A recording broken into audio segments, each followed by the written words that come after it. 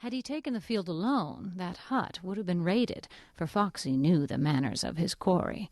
But Providence moved Mr. Prout, whose school name, derived from the size of his feet, was Hoofer, to investigate on his own account, and it was the cautious Stalky who found the track of his pugs on the very floor of their lair one peaceful afternoon, when Stalky would fain have forgotten Prout and his works in a volume of Surtees and a new briar-wood pipe.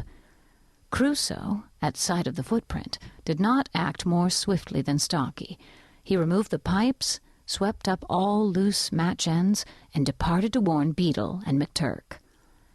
But it was characteristic of the boy that he did not approach his allies till he had met and conferred with little Hartop, president of the Natural History Society, an institution which Stalky held in contempt.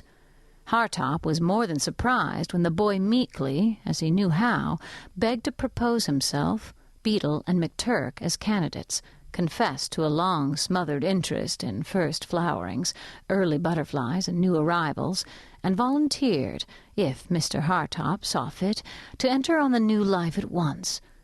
Being a master, Hartop was suspicious, but he was also an enthusiast, and his gentle little soul had been galled by chance-heard remarks from the three, and specially Beetle. So he was gracious to that repentant sinner, and entered the three names in his book. Then, and not till then, did Stalky seek Beetle and McTurk in their house form-room. They were stowing away books for a quiet afternoon in the firs, which they called the Wuzzy. "All up," said Stalky serenely. "I spotted Heffy's fairy feet round our hut after dinner. Blessing, they're so big." "Confounded, you hide our pipes," said Beetle. "Oh, no, left him in the middle of the hut, of course."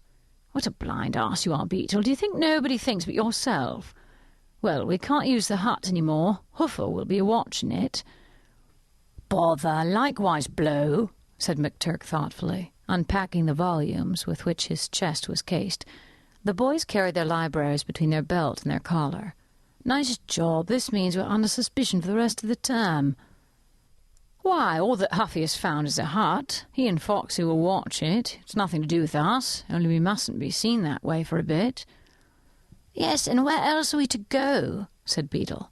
"You chose that place too, and I wanted to read this afternoon." Stalky sat on a desk, drumming his heels on the form. "You're a despondent brute, Beetle. Sometimes I think I shall have to drop you altogether. Did you ever know your Uncle Stalky forget you yet? His rebus infectis. After I'd seen Heffy's man-tracks marching round our hut, I found little Hartop, districto ense, waving a butterfly net. I conciliated Hartop, told him that you'd read papers to the bug hunters if he'd let you join, Beetle. Told him you liked butterflies, Turkey. Anyhow, I soothed the Hartoffles, and we're bug hunters now." "What's the good of that?" said Beetle. "Oh, Turkey, kick him." In the interests of science, bounds were largely relaxed for the members of the Natural History Society. They could wander, if they kept clear of all houses, practically where they chose, Mr. Hartop holding himself responsible for their good conduct. Beetle began to see this as McTurk began the kicking. "I'm an arse, Stalky," he said, guarding the afflicted part. "Pax, Turkey, I'm an arse." "Don't stop, Turkey. Isn't your Uncle Stalky a great man?" "Great man," said Beetle. "All the same, bug hunting's a filthy business," said McTurk. "How the deuce does one begin?" "This way," said Stalky, turning to some Fagg's lockers behind him. "Fags are dabs at natural history. Here's young Braybook's botany case." He flung out a tangle of decayed roots and adjusted the slide. "Gives one no end of a professional air, I think.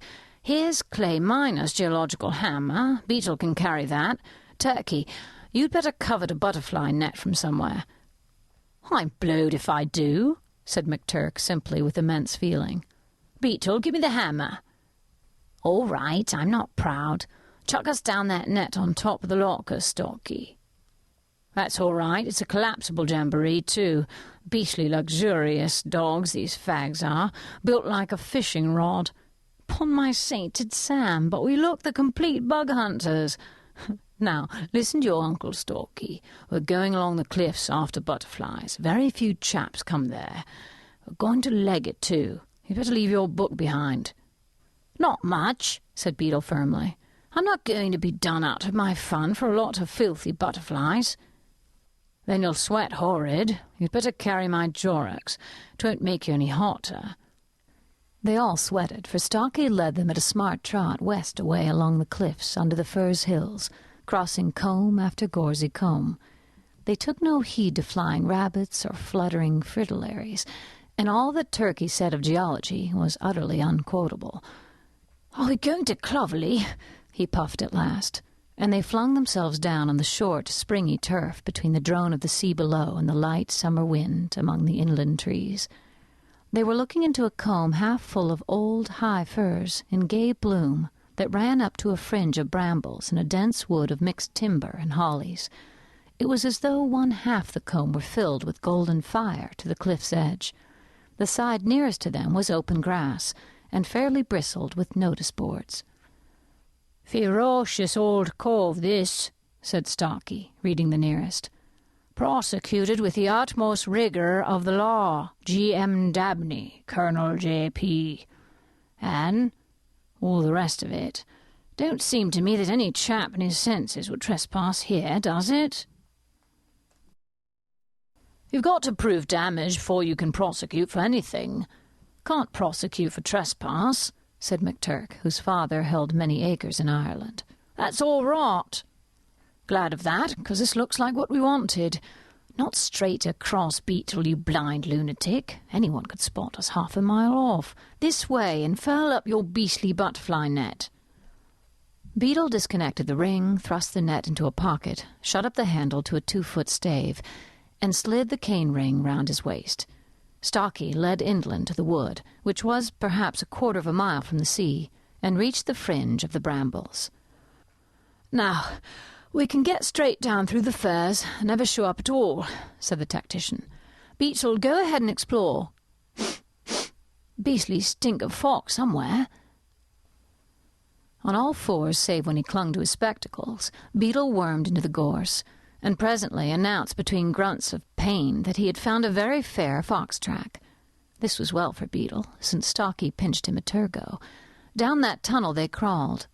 It was evidently a highway for the inhabitants of the combe, and to their inexpressible joy ended at the very edge of the cliff, in a few square feet of dry turf, walled and roofed with impenetrable gorse. "By gum, there isn't a single thing to do except lie down," said Stalky, returning a knife to his pocket. "Look here."